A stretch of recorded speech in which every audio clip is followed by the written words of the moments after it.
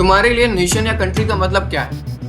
अगर मैं तुमसे बोलूं कि इंडिया 1947 में इंडिपेंडेंट ही ना हुआ होता तो क्या होता? क्या हमें एक अपनी अलग आइडेंटिटी मिलती? क्या एक कंट्री के लिए सिर्फ बॉर्डर्स ही जरूरी होते हैं क्या? या कुछ और, जैसे कि एक कॉमन हिस्ट्री या एक कॉमन कल्चर? अगर मैं तुमसे कहूँ कि एक टाइम था जब इटली और जर्मनी जैसी कंट्रीज एग्जिस्ट ही नहीं करते थे। सोचो अगर एक दिन तुम्हारा बेस्ट फ्रेंड बोले, भाई मैं अब सबसे अलग गैंग बनाने वाला हूँ, अपनी एक अलग बुटी होगी, अपना एक कल्चर होगा, अब हम सिर्फ अपनी लैंग्वेज में बात करेंगे, और तुम बोलो भाई तू अपनी अलग कंट्री बनाने वाला है। कुछ ऐसा ही हो रहा था यूरोप में 1800s में। लोगों को लगा एक किंग के नीचे रहकर हम बोर हो रहे हैं। वो एक नया नेशन बनाना चाहते थे जहाँ पे उनके अपने रूल्स हो, उनका एक कूल सा फ्लैग हो, एक कल्चर हो, एक कॉमन सी लैंग्वेज हो। मतलब एक तरह से सबको देश का वाइब चाहिए। इटली बोला मैं एक होना चाहता हूँ। जर्मनी बोला भाई मुझे भी अपना फुल कॉम्बो पैक चाहिए। एकता, भाईचारा और थोड़ा सा ड्रामा। और इस नेशनल लेवल कोमो ने जन्म दिया नेशनलिज्म का। हेलो दोस्तों, मैं हूं सतीश, तुम्हारा एसएसटी का एजुकेटर। Welcome to एडोस्फीयर। जाएंगे सब्जेक्ट के कोर में, लाएंगे नंबर हाईएस्ट स्कोर में। आज हम चालू करने वाले अपनी क्लास 10th हिस्ट्री का पहला चैप्टर, जो कि the rise of nationalism in Europe. इस चैप्टर को शुरू करने से पहले मैं तुमको बता दूं, ये चैप्टर एक पेंटिंग के इर्द गिर्द घूमता है जो कि बनाई गई थी फ्रेडरिक सोरियो द्वारा, जो कि एक फ्रेंच आर्टिस्ट हैं, 1848 में। आज हम बस एक टॉपिक कवर करेंगे अपनी एनसीईआरटी के हिसाब से, the French revolution and the idea of nation, जो कि बहुत इंपॉर्टेंट है और चैप्टर को शुरू करने के लिए समझना जरूरी है। आओ शुरू करते हैं। देखो ये रही पेंटिंग जो कि फ्रेडरिक सोरियो द्वारा बनाई गई थी। हाँ भाई, फ्रांस के महान कलाकार, फ्रांस के महान आर्टिस्ट। तुमको ऊपर परियां दिख रही होंगी, सेंट्स दिख रहे होंगे, प्रीस्ट दिख रहे होंगे, ये स्टेच्यू ऑफ लिबर्टी दिख रही होगी। यहाँ पे कुछ लोग कतार में चले आ रहे हैं, ये एस शेप बना रहे हैं। यहाँ पे कुछ ढेर दिख रहे होंगे, लोगों के हाथ में झंडे दिख रहे होंगे। इन सारी चीजों का मतलब क्या है, आओ एक एक करके जानते हैं।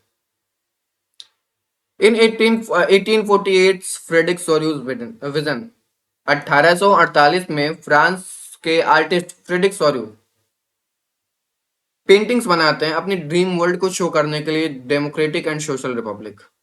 मतलब जहां पे डेमोक्रेसी हो, रिपब्लिक हो। उनकी जो पहली प्रिंट है, people from Europe and America are marching in a long line. Europe और अमेरिका से लोग एक लंबी सी लाइन में मार्च कर रहे हैं। They are of different ages, gender, social classes. They are paying respect to Statue of Liberty. अब देखो, ये जो यहाँ पे लंबी कतार दिख रही है ना तुमको, इसमें अमेरिका और यूरोप के लोग हैं। और इसमें ऐसा ही नहीं है कि सिर्फ एक स्पेसिफिक क्लास के लोग हों, या एक स्पेसिफिक स्टेट के लोग हों, या एक स्पेसिफिक जेंडर के लोग हों, जैसे बस मेल्स हों, या बस महिलाएं हों, या बस बच्चे हों। मतलब कोई भी डिस्क्रिमिनेशन नहीं है। और ये लोग जा रहे हैं स्टेच्यू ऑफ लिबर्टी को रिस्पेक्ट पे करने, स्टेच्यू ऑफ लिबर्टी को अपना फेथ दिखाने, एक एकजुट होने की प्रक्रिया कर रहे हैं। ये मतलब ब्रदरहुड क्रिएट कर रहे हैं।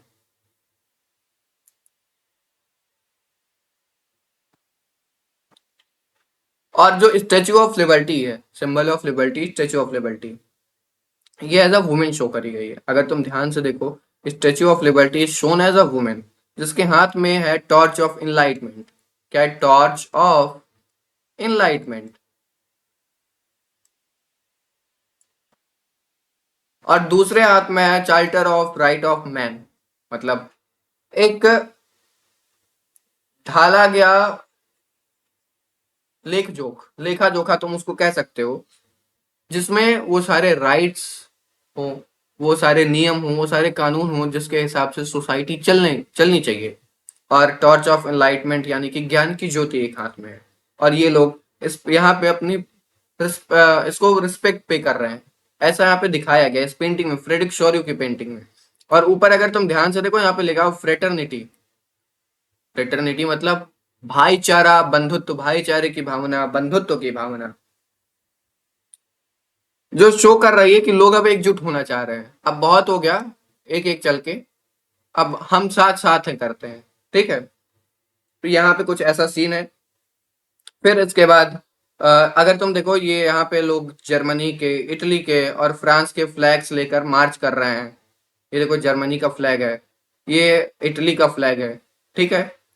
और यहाँ पे जो लोग जा रहे हैं, ये अपने एक तो फ्लैग लेके जा रहे हैं अपनी कंट्री का, दूसरा अपनी कंट्री का ट्रेडिशनल ड्रेस वियर किया है इन्होंने। क्या ट्रेडिशनल ड्रेस वियर किया हुआ है। इस पेंटिंग का नाम क्या है? The pact between the nations. नाम पूछा जा सकता है तुम्हारे बोर्ड एग्जाम में। इस पेंटिंग का नाम है the pact between the nations. नाम याद रखना। और देखो, on the ground broken symbols of monarchy.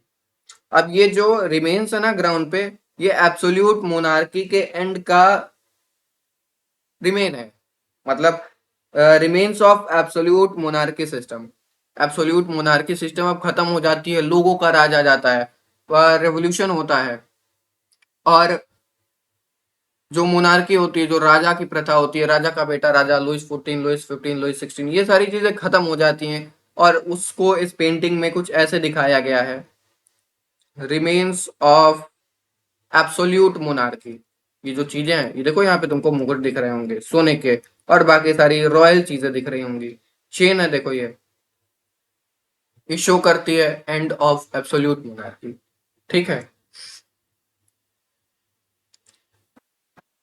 अब अगर हम आगे देखें, नेशंस इन परेड, ये जो सारे नेशंस हैं परेड में है, ठीक है। Each group of people is shown as a nation with their own flag and traditional dresses.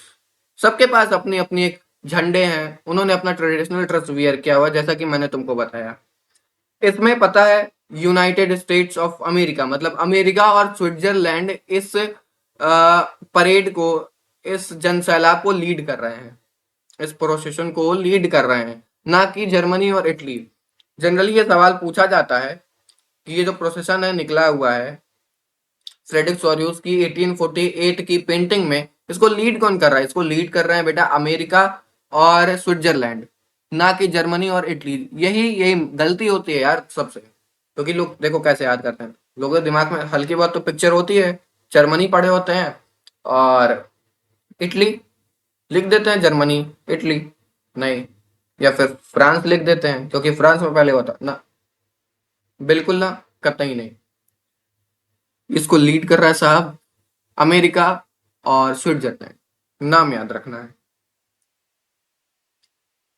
Highlight कर देते हैं इसको, रुको हम, यूनाइटेड एंड स्विट्जरलैंड, ठीक है। France with tricolour flag is reaching the statue. France भी अपने 3 रंग वाले झंडे के साथ, कौन फ्रांस का झंडा बताओ किस किस कलर का होता है? तुमने पढ़ा होगा जीके में अपने प्रीवियस क्लासेस में। Germany follows with the black red gold flag. अच्छा, ये जो जर्मनी का जो ब्लैक रेड गोल्ड फ्लैग है, ये कुछ शो करता है, होप शो करता है, तो बिकम यूनाइटेड डेमोक्रेटिक नेशन, एक डेमोक्रेसी बनने के लिए, मतलब होप जो होती है ना, डेमोक्रेसी बनने की होप, उसको शो कर रहा है। तुमसे सवाल भी पूछा जा सकता है कि the tricolour of Germany black red and gold showing what? Showing hope to become a united nation, democratic nation, showing a hope to become a nation where people are equal, people have equal right, generally a democratic nation। देखो यार, एक अच्छा बच्चा, एक best बच्चा वो होता है ना जो आंसर्स में अपने रंग डालता हो। तुमको अगर एक बेहतरीन स्टूडेंट बनना है, बेहतरीन स्टूडेंट वही होता है जो आंसर्स में अपने रंग डालता हो और नंबर लेके आता हो। और बहुत सारे अदर नेशन जैसे कि Austria, two Sicily, Poland, England, ये सारे लोग भी इसको फॉलो कर रहे हैं पीछे इस कतार में। Now if we talk about sky scene, ऊपर प्रीस्ट थे, परियां थी, फेरीज थी, एंजल थे, सेंट्स थे, वो ऊपर से देख रहे हैं। They represent peace and brotherhood among nations. Brotherhood, fraternity और पीस, यहाँ पे पीस को रिप्रेजेंट कर रहे हैं, ठीक है। अच्छा, अगर मैं बात करूं इस चैप्टर जनरली कहना क्या चाहता है, इस चैप्टर में है क्या? ये जो चैप्टर है ना, ये फ्रेडरिक सोरिउ की पेंटिंग के ऊपर बेस्ड है टोटली। टोटल फ्रेडरिक सोरिउ के पेंटिंग के इर्द गिर्द घूम रहा है। 19th सेंचुरी में नेशनलिज्म एक उभरती हुई ट्रेंड बन गया था। जैसे आज के टाइम पे सोशल मीडिया है ना, कि कोई भी ट्रेंड ऐसे फॉलो हो जाता है। कैसे अभी फिलहाल घिबली आर्ट चल रहा है ना। तो जैसे अभी घिबली आर्ट चल रहा है, उस टाइम पे नेशनलिज्म की जरूरत थी लोगों को। आज तो खैर ये फालतू में हो रहा है, कोई इसकी जरूरत नहीं है, लेकिन उस टाइम पे लोगों को जरूरत थी। तो उसका एक ट्रेंड चलता है, जमाने के हिसाब से ट्रेंड चलता है हर चीज का। इस टाइम पे नेशनलिज्म का ट्रेंड चला, जो कि बहुत अच्छा था, बहुत फायदेमंद रहा, और इस ट्रेंड ने लोगों को बहुत फायदा पहुंचाया। ठीक है। अच्छा, इस नेशनलिज्म फीलिंग से ना, नेशनलिस्ट फीलिंग से एम्पायर्स का जो मोनार्कीज थी, मोनार्क गवर्नमेंट, एब्सोल्यूट मोनार्कीज थी, वो सारी गिर जाती हैं और लोगों का राज आता है। मतलब सिटीजन्स के हाथ में अब सत्ता आती है, पावर आती है, ना कि एक राजा के हाथ में। अब ऐसा नहीं होने वाला था कि राजा का बेटा राजा बनेगा। अब ऐसा होने वाला था कि जो चुना जाएगा जनता के बीच में से, वो राजा बनेगा तुम्हारा, और वो राजा बदला जा सकता है। A modern state had one central government ruling a fixed area. अब ये जो मॉडर्न स्टेट था, उसमें एक सीन ऐसा था, एक फिक्स्ड एरिया को ही एक गवर्नमेंट रूल कर सकती है, उसके बाद दूसरी गवर्नमेंट, फिर दूसरी गवर्नमेंट, ना कि पूरे एरिया को बस एक ही व्यक्ति रूल करे। A nation state is where people share a common identity, history and culture. शुरू में मैंने तुमसे एक सवाल पूछा था, शायद से तुमको याद होगा, उसका जवाब यहाँ पे है। Unity among people created through struggle, not always present. अच्छा, पता है किसी चीज को बनने में ना बहुत टाइम लगता है। अगर तुमको अपना कैरेक्टर बिल्ड करना है, अपनी ग्रेटनेस को और बढ़ाना, बहुत टाइम लगेगा, लेकिन अपनी ग्रेटनेस को गिराना है, तुरंत गिरा सकते हो। सेम ऐसा ही हुआ है। Unity among people was created through struggles. अब ये यूनिटी का जिसने भी आइडिया रखा होगा, शुरू में बहुत बार फेल हुआ होगा, नहीं सब लोग साथ आए होंगे, लेकिन जब लोगों को लगा होगा कि नहीं हमें अब साथ चलना चाहिए, तो लोग साथ आए होंगे। ठीक है। और ये स्ट्रगल हमेशा नहीं रहा होगा, कुछ टाइम बाद लोगों को लगा होगा ऐसा कि अगर हम अब साथ नहीं हुए तो हम खत्म हो जाएंगे। लोग साथ आ गए। आओ मैं तुमको कुछ एनसीईआरटी के दो चार लाइन्स हैं, उसको हाईलाइट करवाता हूँ। देखो ये लाइन हाईलाइट कर लो, पेंटिंग के जस्ट नीचे। हाँ, पहले एनसीईआरटी खोलो यार, नालायकों, जल्दी खोलो, जल्दी जल्दी जल्दी। एनसीईआरटी लो, एक पेन लो, पेंसिल लो, या फिर हाईलाइटर लो, और जो बोल रहा हूँ उसको हाईलाइट करो, और ऊपर एक सवाल लिखो। हाँ लिखो लिखो, सवाल लिखो। In Frederick Sorrow's 1848 vision, who was leading the procession? Who was leading the procession towards the Bay of Statue of Liberty? ये सवाल लिखो, इसका आंसर होगा ये, यूनाइटेड स्टेट्स एंड स्विट्जरलैंड। ऐसा ही नहीं कि बस यही लिख दो, 2 नंबर का सवाल आएगा, 2 नंबर नहीं मिलेगा, बस एक ही नंबर मिलेगा। थोड़ा सा एलेबोरेट करके लिखो, अपने रंग डालो उन आंसर्स में, उन शब्दों में। ठीक है। बाकी अगर, हाँ ये दूसरे पेज पे आओ, नहीं इसमें कुछ बचा है। हाँ देखो, कुछ नए वर्ड्स हैं। एब्सोल्यूटिस्ट। एब्सोल्यूटिस्ट एक गवर्नमेंट का टाइप होता है, गवर्नमेंट का फॉर्म होता है, जहां पे बस पावर सेंट्रलाइज हो जाती है। पावर सेंट्रलाइज्ड मतलब एक सर्कल है, इसका सेंटर एक ही जगह होता है ना, सेम ऐसा सीन होता है। कोई एक बंदा, उसी के पास सारी पावर्स हैं, करता धरता सब कुछ वही है, और ये जनरली यूज होता है मोनार्कल गवर्नमेंट के लिए। या फिर तुम देख सकते हो चाइना में या फिर कोरिया में, जो गवर्नमेंट है, मजाल है किसी की जो किम जोंग उन के विरुद्ध चला जाए, कोई अलग हेयर स्टाइल कटवा ले, कोई दूसरे कपड़े पहन ले जो वो अलाउ ना करता हो, कोई ऐसी चीज बोल दे जो वो अलाउ ना करता हो। कोई नहीं है ऐसा, किसी के अंदर ऐसा दम नहीं है। और वहां के लोग ना खुश नहीं है। मतलब अगर वहां की happy happy rates and success देखे जाए, तो वहां के लोग बहुत ज्यादा अनहैप्पी हैं। क्यों है? क्योंकि उन लोग को दबाया जा रहा है, दबते जा रहे हैं, दबते जा रहे हैं। सेम चाइना में कोई किसी चीज की फ्रीडम नहीं है। अगर हर चीज पे सेंसरशिप है, अगर किसी को, कोई प्रेस है, कोई मीडिया, उसको कुछ बोलना है तो उसको पहले गवर्नमेंट से अप्रूवल लेना पड़ेगा। तुम लोग खुद को बहुत भाग्यशाली समझो कि इस भारत की धरती पे पैदा हुए हो, जहाँ पे बहुत से वीर पैदा हुए हैं, जहाँ पे महाराणा प्रताप से वीर पैदा हुए हैं, जहाँ पे संभाजी जैसे वीर पैदा हुए हैं, जहाँ पे छत्रपति शिवाजी और झांसी की रानी पैदा हुई हैं। खुद को बहुत लकी समझो, इस चीज के लिए तुमको थैंक्स बोलना चाहिए भगवान को, जो भी तुम्हारे भगवान है, कि तुम भारत की धरती पे पैदा हुआ। ये वो धरती है जहाँ पे लोगों ने अपनी आन को बचाने के लिए अपनी जान दे दी। ये वो कल्चर है, यहाँ की वो हिस्ट्री है जहाँ पे लोग अपने एक जनेऊ को बचाने के लिए अपना सिर कटवा देते थे। जहाँ पे लोग अपने धर्म को नहीं त्याग रहे थे, अपने सर को कटवा दे रहे थे, अपनी बलि दे दे रहे थे। ये वो देश है, तो तुमको इस पे गर्व होना चाहिए यार। इस कंट्री पे तुमको गर्व होना चाहिए। तुम अगर इंडिया का नाम लो तो तुम्हारे अंदर प्राउड वाली फीलिंग आनी चाहिए। तुम्हारे अंदर प्राउड वाली फीलिंग आनी चाहिए। हमारी हिस्ट्री कितनी ग्रेट रही है, कभी सोचा है इस बारे में? सोचो, कभी कभी पढ़ो, कभी पढ़ो अपनी हिस्ट्री को। तुम अगर हिस्ट्री को पढ़ोगे एक बार, तुम्हारे अंदर की जो खून है, जो ज्वाला, वो एकदम तेज तुम्हारे रगों में दौड़ने लगेगी और तुम्हारे अंदर एक अलग सा तेज पैदा हो जाएगा। तुम हिस्ट्री को बस पढ़ो अपने भारत की। अगर तुम अगर थोड़ा सा भी डीमोटिवेट फील करते हो तो देखो, मोटिवेशन जैसी तो कोई चीज नहीं होती है। पहली बात, अगर तुमको ऐसा लगता है तुम बहुत लो फील कर रहे हो, तुमसे कुछ नहीं हो पाएगा। बस उठा के तुम एक बार अपने वीरों की इतिहास गाथा को पढ़ो। किसी की भी पढ़ लो, वीर अभिमन्यु की, महाराणा प्रताप की, महाराणा सांगा की, पृथ्वीराज चौहान की, अ, जो है जहाँ से रानी लक्ष्मीबाई की, झांसी की रानी, खूब लड़ी मर्दानी, वो तो झांसी वाली रानी थी, है ना। अलबेलो अलबेलो और मुंह बोलो के मुंह सुनी हमने कहानी थी, है। भगत सिंह जी के बारे में पढ़ो। 30 दिन तक कोई बंदा बिना पानी के, बिना खाए पिए रह सकता है। इमेजिन कर सकते हो? तुमसे एक दिन भी नहीं रहा जाएगा। वो थे हमारे भगत सिंह। गांधी जी के बारे में पढ़ो। गांधी जी से भी बहुत सारी चीजें हमें सीखने को मिलती है।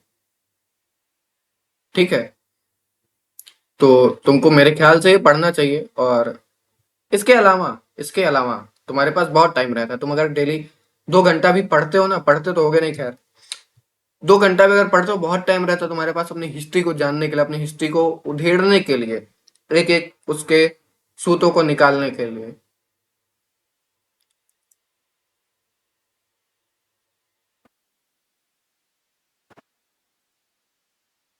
तो कुछ और अच्छा, यूटोपिया एक विजन होता है, एक ऐसी सोसाइटी जो कभी एग्जिस्ट ही ना मतलब करे, एक ऐसी आइडियल सोसाइटी। मतलब इतना आइडियल थॉट कोई सोच लेना यार।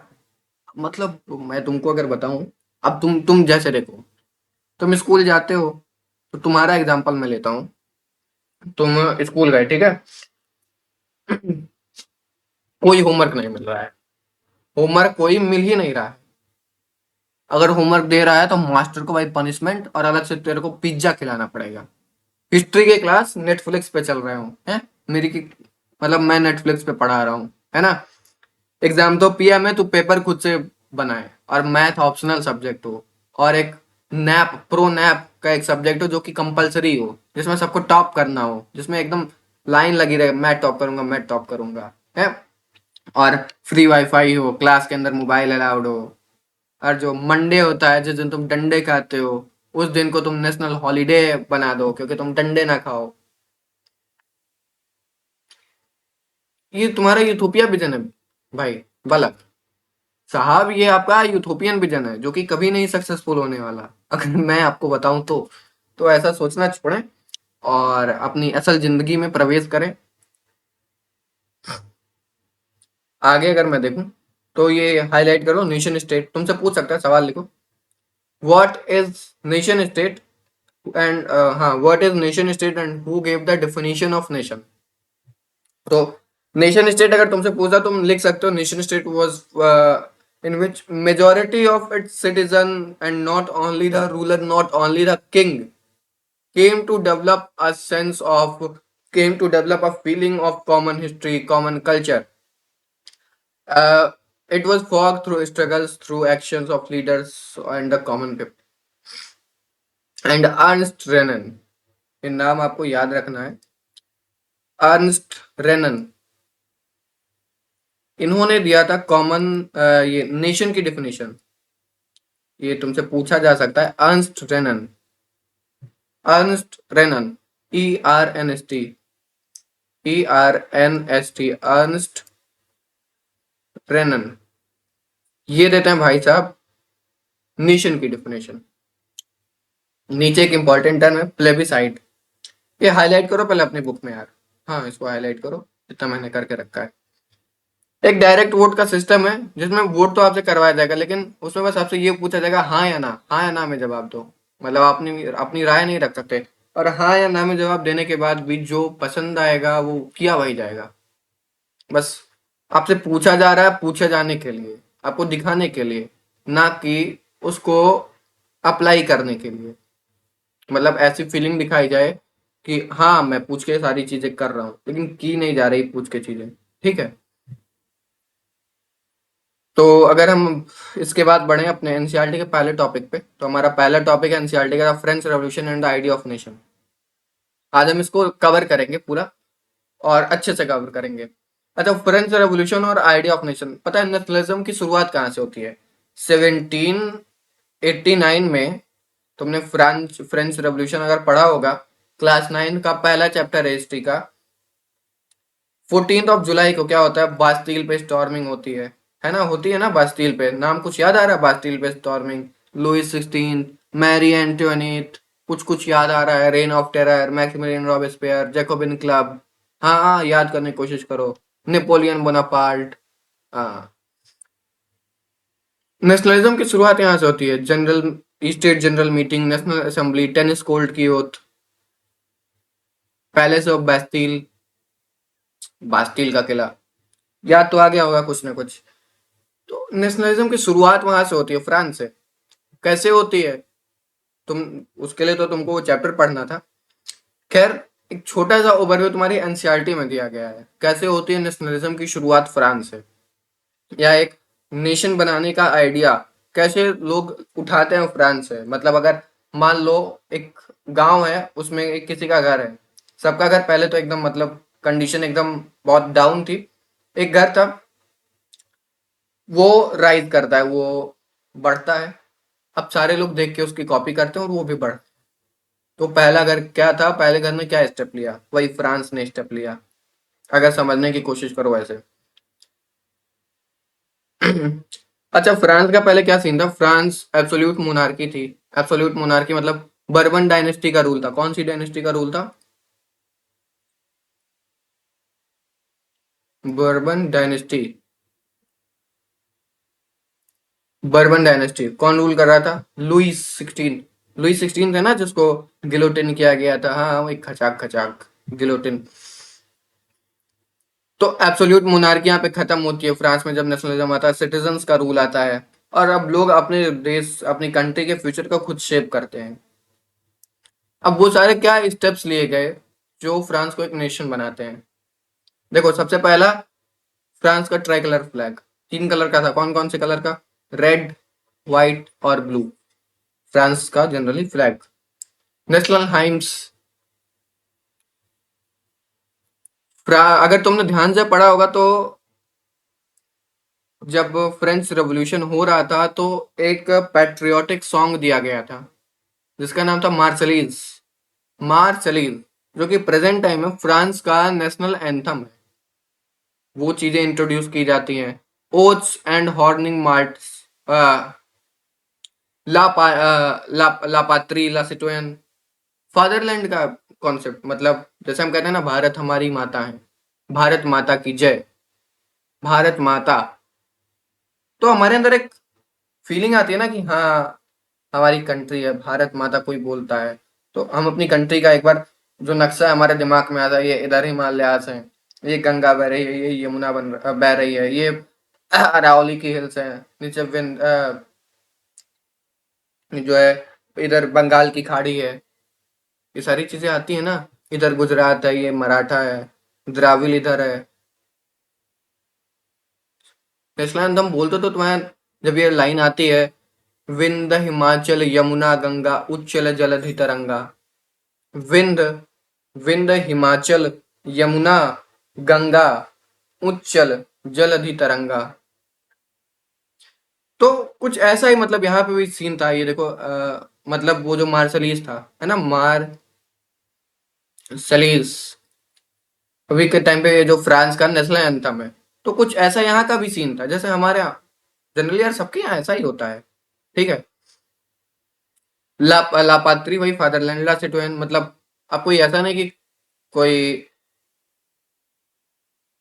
एक स्पेसिफिक राइट है किसी के पास, सबके पास सेम राइट है। अगर कोई अमीर इंसान है उसके बेटे को किसी को थप्पड़ मारने पे 4 लाठी का पनिशमेंट मिलता है, तो अगर कोई गरीब है, कोई अमीर है मतलब, तो उसके भी बेटे को अगर कोई किसी को थप्पड़ मारता है तो उसको भी 4 लाठी की पनिशमेंट मिलेगी। ये सिस्टम था। Central government was form with uniform laws. अब सेंट्रल गवर्नमेंट फॉर्म होती है, जो एक गवर्नमेंट जो रूल करेगी कंट्री पर। हमारे कंट्री में जैसे मोदी साहब हैं, वैसे ही कुछ वहां पे सीन था। और जिसके यूनिफॉर्म लॉज होंगे, जिसके लॉज इक्वल होंगे, एक जैसे होंगे पूरे नेशन के लिए, ना कि इस जगह के लिए अलग, इस जगह के लिए अलग, इन लोगों के लिए अलग, उन लोगों के लिए अलग, सबके लिए same laws. Custom duties remove कर दी जाती हैं। Custom duties, weights measure and language made uniform. Custom duties यानी कि अगर कोई तुम्हारे यहाँ बाहर से कोई चीज लाता है, कोई व्यापारी है, तो उसको एक टैक्स देना पड़ता है, एक मतलब स्पेसिफिक अमाउंट ऑफ टैक्स देना पड़ता है गवर्नमेंट को। वो चीजें रिमूव की जाती हैं। वेट और मेजरमेंट का सिस्टम अभी तक, उसके पहले फ्रांस में क्या था कि अगर कहीं पे ये 1 मीटर है तो कहीं पे ऐसा 1 मीटर हो जाता था, कहीं पे ऐसा 1 मीटर हो जाता था। कहीं पे 1 किलो का अगर ये मतलब वेट है तो कहीं पे 1 किलो इसको मानते थे। मतलब अभी क्या होता है अपने यहाँ, कि तुमने देखा अगर तुम कहीं से कुछ ग्रोसरी की शॉप से कुछ खरीदे होगे तो डिजिटल एक आता है वेटिंग वेटिंग मशीन, और एक आती है जिसमें कांटे लगे होते हैं बीच में, वो कुछ ऐसी होती है। यहाँ पे वेट रखा जाता है और यहाँ पे कांटे लगे होते हैं, है ना। और यहाँ पे ये ऐसा इसमें सामान रखते हैं। ये कुछ ऐसी वेटिंग मशीन होती है, और इस पे ना एक ऐसा कुछ ऐसा शेप का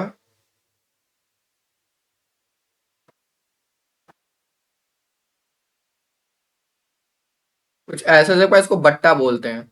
मतलब अगर मैं तुमको इसको बड़े में दिखाऊं, ऐसे ऐसे ऐसे ऐसे ऐसे कुछ ऐसा मतलब इस पे रखते हैं, है ना। वो 1 किलो का अलग होता है, 500 ग्राम का अलग, 250 ग्राम का अलग, 100 ग्राम का अलग, 50 ग्राम का अलग, 10 ग्राम का अलग, 2 किलो का अलग, और यहाँ पे रख के भी मतलब मेजर करते हैं। तो अभी तक फ्रांस में क्या था ना, अगर किसी को मेजर करना है तो कहीं पे 1 केजी का ऐसा था, कहीं पे 1 केजी का इतना ही बड़ा, कहीं पे 1 केजी का इतना बड़ा, ऐसा ऐसी सीन थी। तो ये सारी चीजें सेम की जाती हैं, कॉमन की जाती हैं, यूनिफॉर्म की जाती हैं। लैंग्वेज लैंग्वेज को कॉमन किया जाता है, सेम करते हैं लोग, ठीक है।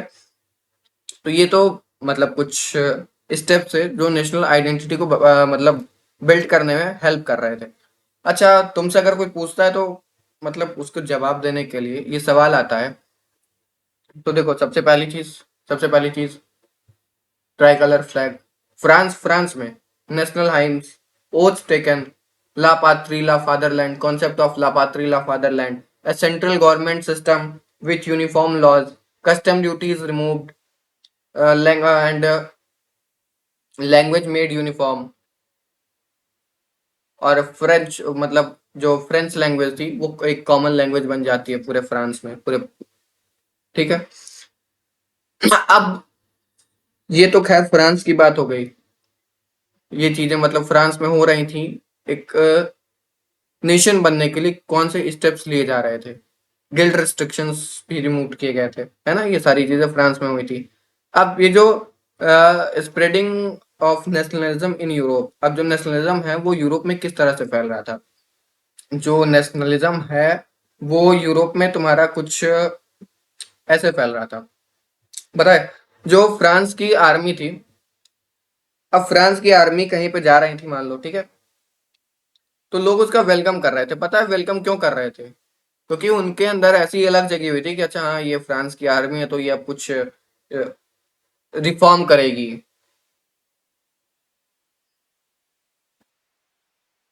अब जो फ्रेंच की आर्मीज है वो जहां पे जा रही है वो वेलकम्ड की जा रही हैं।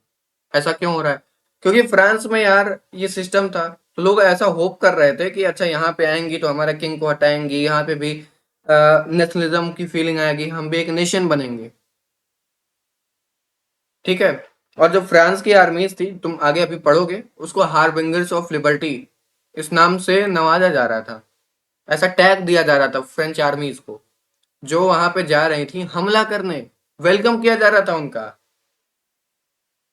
ठीक है। अच्छा, फिर Jacobin clubs formed in other parts of Europe by students and educated people. ये जो जैकोबिन क्लब है, तुमने क्लास 9th में पढ़ा होगा जैकोबिन क्लब। हाँ, कौन सा क्लब पढ़ा होगा?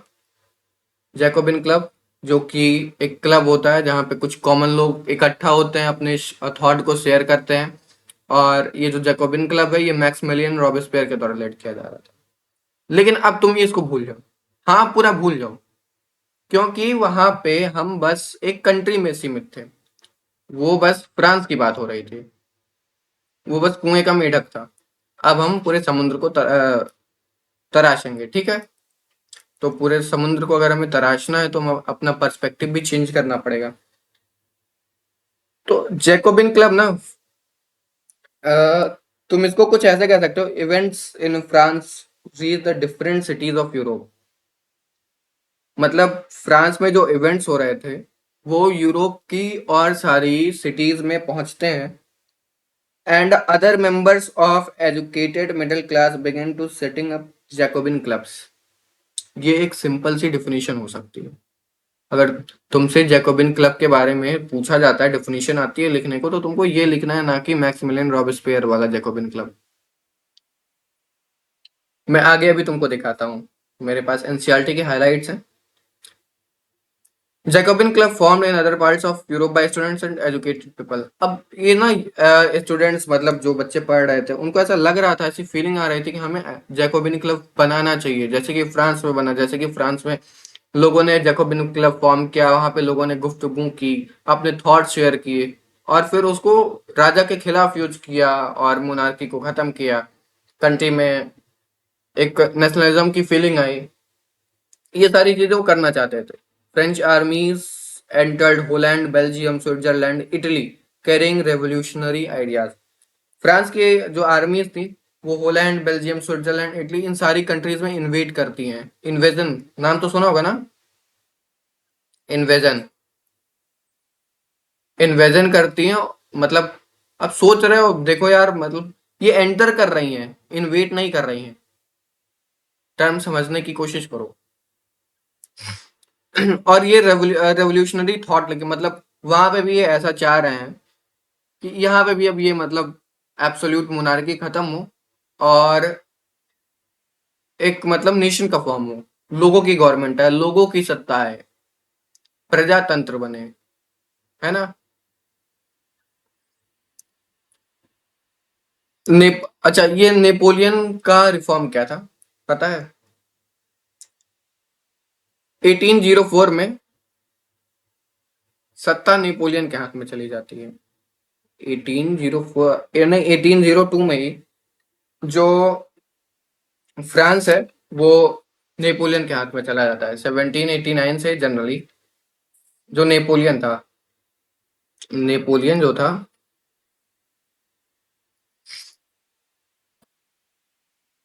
नेपोलियन पता है क्या कर रहा था? नेपोलियन का कुछ ऐसा, वो देखो, जो कंट्री का जो था, वो एक मिलिट्री ऑफिसर था। बाद में उसके काम अच्छे गए, मतलब उसके अच्छे कामों को देख के उसको जनरल बना दिया गया, और वो फाइनली 1802 में फ्रांस की सत्ता को अपने अंदर कर लेता, और फ्रांस में आ जाता मिलिट्री रूल।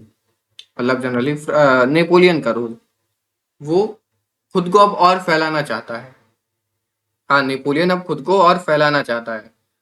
उसने कुछ चीजें इंट्रोड्यूस करी थी। कुछ चीजें हालांकि बहुत अच्छी भी करी थी उसकी, कुछ चीजें खराब भी थी। जैसे कि देखो, 1804 में नेपोलियन ने नेपोलियनिक कोड इंट्रोड्यूस किया था।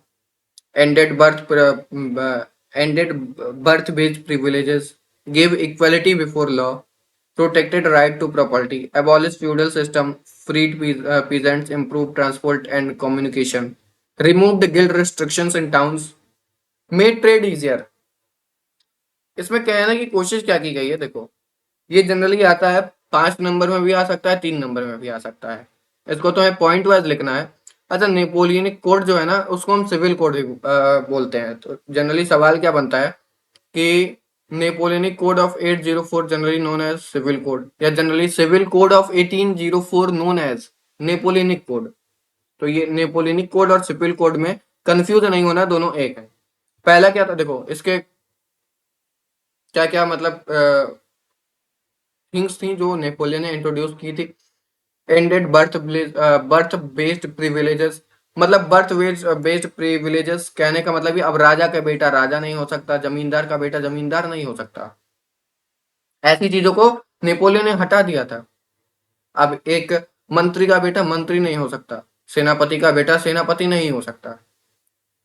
Give equality before law, equality अब सबके लिए है। मतलब अब ऐसा नहीं है कि आप अगर अमीर हो तो आप कुछ भी कर रहे हो, ये गरीब है तो ये कुछ नहीं कर सकता है। दोनों बराबर मात्रा में अपने हक के लिए लड़ सकते हो। प्रोटेक्टेड राइट टू प्रॉपर्टी, अब राइट टू प्रॉपर्टी मैंने प्रोटेक्ट करने के लिए बिल पास किया। देखो अभी तक क्या था, जो भी किसी का था वो गवर्नमेंट का है, वो राजा का है, लेकिन अब ऐसा नहीं है। अब ऐसा था कि अगर किसी के पास अपनी जमीन है तो उसकी है, ना कि राजा की। Abolish feudal system, freed peasant. Feudal system क्या है, मतलब नौकरशाही, राजशाही। मतलब नौकर को कहा किसी के यहाँ काम करना लगातार, मतलब कोई अगर काम कर रहा है उसका बेटा भी उसके यहाँ काम करे, फ्यूडल सिस्टम है ये। इसी को फ्यूडल सिस्टम कहते हैं। पीजेंट्स को फ्री किया, और ट्रांसपोर्ट और कम्युनिकेशन सिस्टम को भी इम्प्रूव कराता है नेपोलियन, जिसके कारण ट्रेड बहुत इजी हो जाता है। गिल्ड रिस्ट्रिक्शंस, अच्छा गिल्ड रिस्ट्रिक्शंस इन टाउन्स, पता है गिल्ड रिस्ट्रिक्शंस क्या थी? जैसे देखो, अगर मैं गिल्ड रिस्ट्रिक्शन की बात करूं, मान लो अ, तुम्हारी बसें चल रही हैं, तुम बसें चलवाते हो और कई सारे लोग हैं बस चलवाते हैं, ठीक है? तुम मतलब अ, जहाँ पे तुम हो वहां से दिल्ली तक बस चलती, कई सारे बस चलती हैं। तो अब तुम करते क्या हो ना, कि तुम सारे लोग आपस में मिलकर साठ गांठ बना लेते हो और एक स्पेसिफिक किराया डिफाइन कर लेते हो। मतलब जो अभी तक किराया लिया जा रहा था उससे उससे ज्यादा, सारे जितने भी बस वाले हैं सब, ठीक है? और मतलब वैसा नहीं था कि कोई बस वाला उससे कम लेगा। तो अगर उस हर बस वाला उतना ही ले रहा है तो और सबके पास और कोई चारा ही नहीं है जाने का, है ना, कोई चारा ही नहीं है, तो अब उसको जाहिर सी बात है उसको अमाउंट पे करना पड़ेगा। और मतलब कोई नया बस वाला आ रहा है जो कि कम किराया ले रहा था, तो तुम उसका चलने नहीं दे रहे हो। मतलब वो गिल्ड रिस्ट्रिक्शन है, वो गिल्ड रिस्ट्रिक्शन है। तो अब किसी के पास कोई ऑप्शन ही नहीं, तो मजबूरी में ये लोग यार जाएंगे, तुम्हारे साथ ही जाएंगे। मजबूरी में लोग तुम्हारे ही बस में जाएंगे, तुम ही लोगों के बस में जाएंगे, और वो जो किराया है वो अमाउंट है तुम्हें पे करना पड़ेगा। और ये चीजें एक ग्रुप ऑफ पीपल ने बनाई, ग्रुप ऑफ पीपल ने बनाई। तो यही चीजें गिल्ड, कुछ ग्रुप ने मिलकर एक अपना अलग सा रूल बना दिया कि वहां पे आप नहीं आ सकते हो, उस फील्ड में नहीं आ सकते हो। बस यही बात है, सिंपल सी। Made trade easier with uniform laws, currency and weight measures. अभी तक क्या था, फ्रांस में अलग अलग करेंसीज अलग अलग जगहों पे चल रही थी, अब सेम हो गया सब। वेट मेजर सेम हो जाते हैं और लॉज को यूनिफॉर्म कर दिया जाता है। पता है जो नेपोलियन का ये सिविल कोड था 1804 का, इसके बहुत सारे ड्रॉबैक्स भी होते हैं। पहले तो मतलब जो फ्रांस के लोग थे वो एक नेशन बनते हैं, फिर आता है नेपोलियन का पार्ट, नेपोलियन रूल करता है, ये बहुत सारी कंट्रीज में इन्वेट करता है। पोलैंड, स्विट्जरलैंड, ब्रसल्स, मिलन, वॉर्शो। यहाँ पे तो सबसे पहले फ्रांस का वेलकम किया जाता है पहले। मतलब अब यहाँ के जो लोग थे ना फ्रांस का वेलकम कर रहे थे कि हाँ भाई हमें एक होप मिली है ना, कुछ ना से कुछ तो बेहतर होता है। लेकिन अब उसके बाद ना जब लोगों को ये होप उनकी पूरी नहीं होती हुई दिखी, मतलब जनरली अगर जो नेपोलियन है वो क्या कर रहा था, वो किसी कंट्रीज में जा रहा था, इन्वेट कर रहा, तो अपना एम्पायर बड़ा करने की कोशिश कर रहा था। मतलब वो फ्रांस को मतलब एक अनलिमिटेड एंड तक ले जाना चाहता था। वो जहां जा रहा था वो फ्रांस हो जा रहा था। जैसा कि जो है ये, अरे भाई, समुद्रगुप्ता ने जैसे कि इंडिया को एक सबसे बड़ा मतलब इंडिया के अगल बगल की टेरिटरीज को जीता था। तो उन्होंने मतलब सबसे ज्यादा टेरिटरीज को जीता था और इंडिया उस टाइम पे सबसे बड़ा था, है ना। तो वैसे ही मतलब इस टाइम पे जो है अ, मतलब नेपोलियन कर रहा था। क्या कर रहा था नेपोलियन? जहां भी जा रहा था जीतता जा रहा था, जीतता जा रहा था, वॉर्स लड़ता जा रहा था।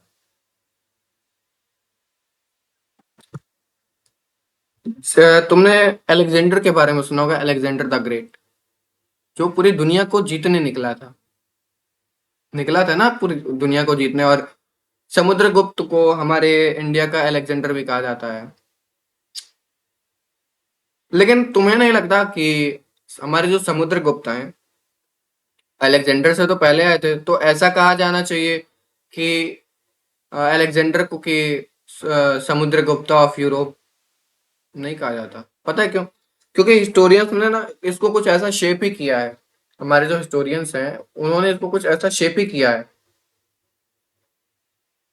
समुद्रगुप्ता को लोग अलेक्जेंडर द ग्रेट कह रहे हैं, अलेक्जेंडर ऑफ इंडिया, है ना। खैर छोड़ो, वो बात की बात है।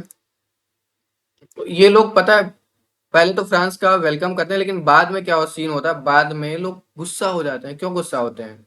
High taxes, censorship, force joining into French army, people felt the loss of political freedom.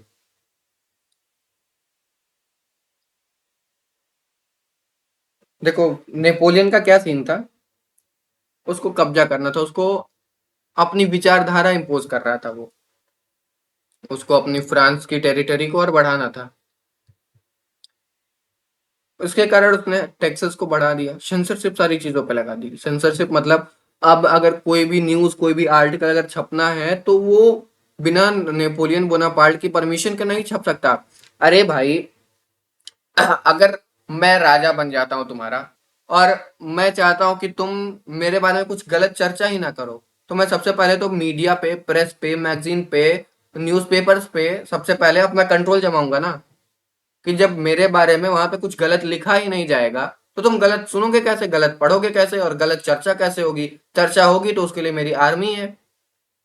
अगर थोड़ी बहुत कहीं चर्चा होती हुई है तो उसके लिए मेरे पास मेरी आर्मी है, वो तुम्हारे वहां ठिकाने लगा देगी। और टैक्सेस को बढ़ा दिया, क्योंकि वो मतलब जो गवर्नमेंट है वो और अमीर होती जाए, उसको वार्स लड़ने हैं, दूसरी कंट्रीज को इन्वेट करना है, तो उसके लिए टैक्सेस बढ़ा दिया। अब वहां के लोगों ने तो पहले इसको एज अ फ्रीडम मतलब देखा कि हाँ भाई अब राजा का रूल गया, हमारा कंट्री एक मतलब डेमोक्रेसी बनने वाली है, एटसेट्रा एटसेट्रा। और बाद में फिर नेपोलियन ने लोगों से जबरदस्ती आर्मी ज्वाइन करवाई। जबरदस्ती मतलब अगर यूथ है तो उसको आर्मी ज्वाइन करनी ही करनी है, कोई ऑप्शन ही नहीं है।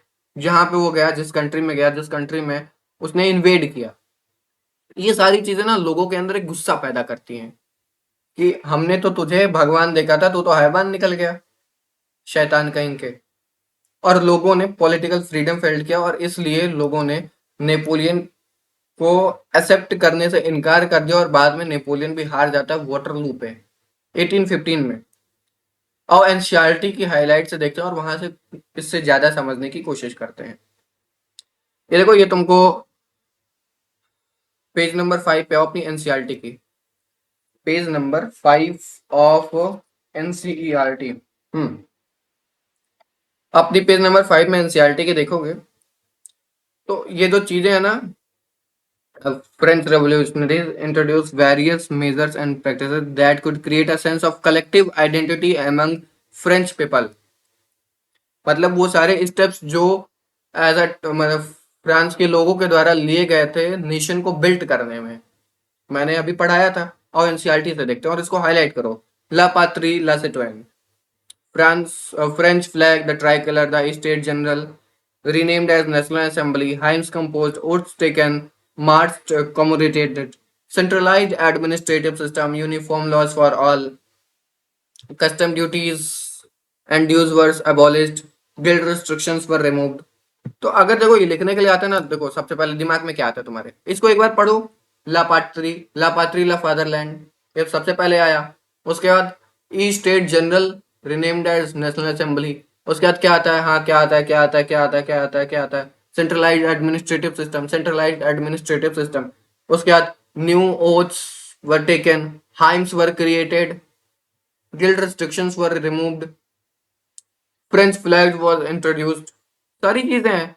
अच्छा देखो, चलो मैं इसको हटाता हूँ, ठीक है। और चलो अब बताओ। हाँ, बोलो मेरे साथ बोलो। सोचो सोचो सोचो, दिमाग में सोचो। पहला क्या था, पहला क्या था सबसे पहले? ला पात्री ला फादरलैंड का concept, centralised administrative system, guild restrictions were removed, new French try colour was introduced. हाँ कुछ और याद आ रहा है, कुछ और याद आ रहा है। ई स्टेट जनरल करके कुछ था, क्या था, क्या था, क्या था? हाँ, estate general meeting renamed as national assembly. 5 point हो गया तुम्हारा। New oaths were taken, hymns were created. और क्या था, और क्या था, और क्या था? बताओ बताओ बताओ, और क्या था? डेप्ट वर, डेप्ट जो लोगों के ऊपर कर्जे थे वो हटा दिए गए थे। ये सारी चीजें हैं, तुम इसको लिख सकते हो, अपनी लैंग्वेज में लिख सकते हो, है ना। मैंने तुमसे कहा कि एक बेहतरीन स्टूडेंट वही होता है जो आंसर्स में अपने रंग घोलता है, अपने रंग डालता है, अपने रंग मिलाता है। बेहतरीन स्टूडेंट बनो यार। ये हाईलाइट करो, देखो सारी चीजें हैं, याद हो गया होगा तुम्हें मेरे ख्याल से, हैं। और उसके बाद फिर नीचे यहाँ पे देखो हाईलाइट कर लो।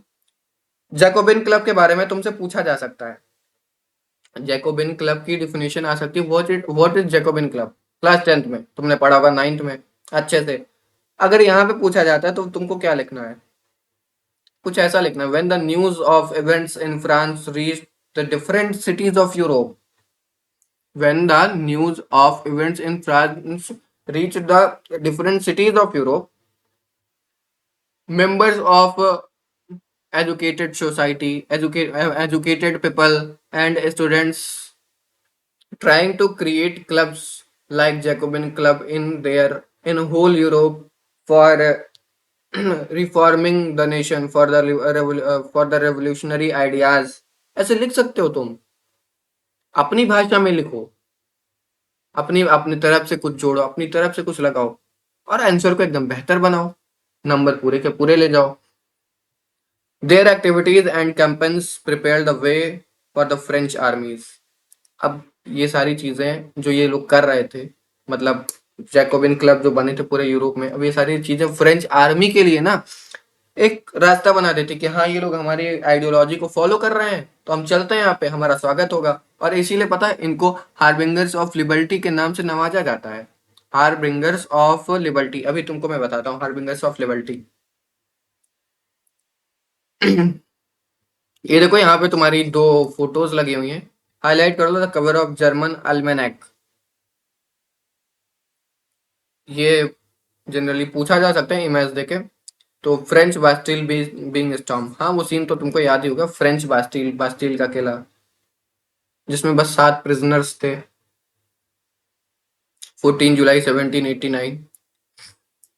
और नेपोलियनिक कोड देखते हैं, अपना नेपोलियनिक कोड क्या था। Civil code of 1804 usually known as Napoleonic code.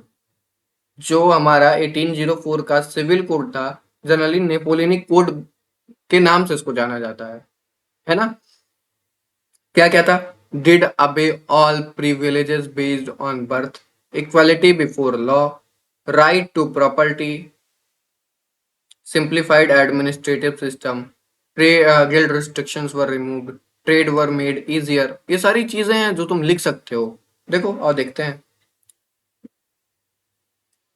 Did away all privileges based on birth, मतलब अब राजा का बेटा राजा नहीं बन सकता, है ना। Equality before law, right to secure right to property, फिर simplified administrative system, guild abolish feudal system, guild restrictions were removed, सारी चीजें तुम लिख सकते हो। ये जनरली 5 नंबर में सवाल आता है, ठीक है। और अगर मैं बात करूं इसकी, ये देखो, हाँ ये हाईलाइट करो पहले, page number 6 of NCERT, map के नीचे सिविल कोड ऑफ 1804, ये हाईलाइट करो। जो जो मैंने हाईलाइट करके रखा हुआ है इसको हाईलाइट करो पहले। कर लिया हाईलाइट? चलो आगे आते हैं एनसीईआरटी पे। हाँ ये हमारी एनसीईआरटी का पेज नंबर 7 है। यहाँ पे देखोगे ये नेपोलियन जी, हमारे नेपोलियन साहब है। ये देखो, ये हार्बिंगर्स ऑफ लिबर्टी। अगर हम इसको एक बार रीडिंग इसकी लेते हैं। However, in the areas conquered, the reaction of local population to the French rule were mixed. Initially, in many places such as Holland and Switzerland, as well as in certain cities like Brussels, Mainz, Milan, and Warsaw, the French armies were welcomed as harbingers of liberty. But the initial enthusiasm soon turned to hostility as it became clear that the new administrative arrangement did not go hand in hand with political freedom. Increased taxation, censorship, forced consumption into French armies. मैं सबसे पहले तुमको हार्बिंगर्स of liberty का अगर मतलब बताऊं तो ऐसे लोग जिन्होंने जैकोबिन क्लब फॉर्म किया और आइडिया ऑफ नेशनलिज्म और इक्वलिटी को स्प्रेड करने की कोशिश करते हैं। मतलब अगर इसको मैं लिखूं, who form the Jacobian clubs, ठीक, जैकोबिन क्लब्स बनाते हैं और who form Jacobian clubs and try to spread idea of nationalism, ठीक। तो इसको हम कहते हैं हार्बिंगर्स ऑफ लिबर्टी। अब ये चीजें तो मैंने तुमको बताई, फ्रांस की आर्मी को पहले जब वेलकम किया गया इन सारी सिटीज में, कंट्रीज में, होलैंड में, स्विट्जरलैंड में, लेकिन बाद में लोगों को लगा नहीं, ये नहीं चीजें सही कर रहा है। क्यों? Increase taxation. देखो तो, यहाँ पे ये जो तुम हाँ ये जो तुम्हारा पेज है,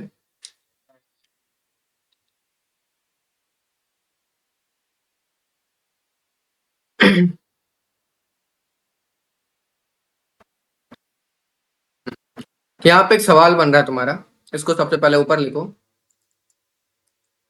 what were the steps taken by French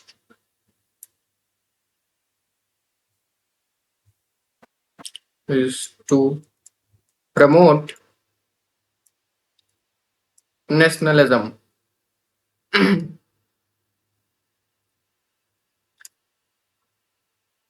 इसके लिए तुम क्या लिखोगे? बताओ क्या लिखेंगे आप इसके लिए?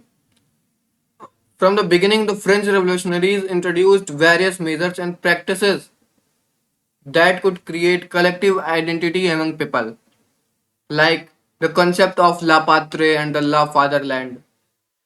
French flag was introduced. French language was made common language for the whole country. The State General meeting was renamed as the National Assembly. New hymns were composed. Oaths were taken.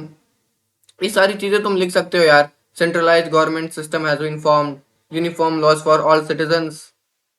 Simple जो है answer है। और यहाँ पे देखो, यहाँ पे एक सवाल बन रहा है, व्हाट इज जैकोबिन क्लब? इसके लिए आंसर है। साथ में आंसर तुमको रटवाते हुए चल रहा हूँ यार, समझो, रटो मत, रटो मत, समझो। फिर देखो, what was the reasons that led to the fall of Napoleon Bonaparte, ये तुम्हारा यहाँ पे क्वेश्चन बन सकता है। सीधे आंसर लिख सकते हो यार यहाँ पे, increase taxation, censorship, force consumption into French आर्मीज। ठीक है, तो आज का लेक्चर यहीं पे समाप्त होता है। उम्मीद करता हूँ तुम्हें समझ में आया होगा। इसके बाद हम एनसीईआरटी के हिसाब से the making of nationalism in Europe, जो कि दूसरा पार्ट मतलब दूसरा टॉपिक है इस चैप्टर का, उसको पढ़ेंगे और उसके आगे भी पढ़ने की कोशिश करेंगे। वीडियो में अंत तक बने रहने के लिए धन्यवाद। और अगर आप वीडियो चैनल पे नए हैं तो वीडियो को लाइक करें, चैनल को सब्सक्राइब करें। और क्या राय है आपकी इस रेवोल्यूशन के बारे में जो यूरोप में हो रहा है? आप क्या सोचते हैं, अगर आप इस जगह पे होते या आप इस टाइम पे होते तो आप क्या करते? आप जनरली क्या करते हैं, आप मुझे बता सकते हैं? वो अपनी राय को कमेंट में लिखें। और बताओ मुझे वीडियो कैसा लगा, क्या चीज़ें हैं जो मैं इम्प्रूव कर सकता हूँ। ठीक है, तो आज के लिए इतना ही। मिलेंगे नई वीडियो में नए टॉपिक के साथ। तब तक तुम लगातार मेहनत करते रहो, क्योंकि मेहनत ये जो तुम्हें आगे ले जा सकती है। अगर मेहनत नहीं कर सकते हो तो कुछ नहीं कर सकते हो। और तुम्हारा भाई तुम्हारे साथ है। जो भी दिक्कत आए अपने भाई से कमेंट में पूछो, तेरा भाई तुझे बताएगा और अच्छे से बताएगा, समझाएगा। पर्सनली भी तुझे समझाऊंगा मैं। तो थैंक यू बच्चों, और थैंक यू टीम एडोस्फियर। मिलते हैं फिर नेक्स्ट वीडियो में, तब तक के लिए बाय बाय।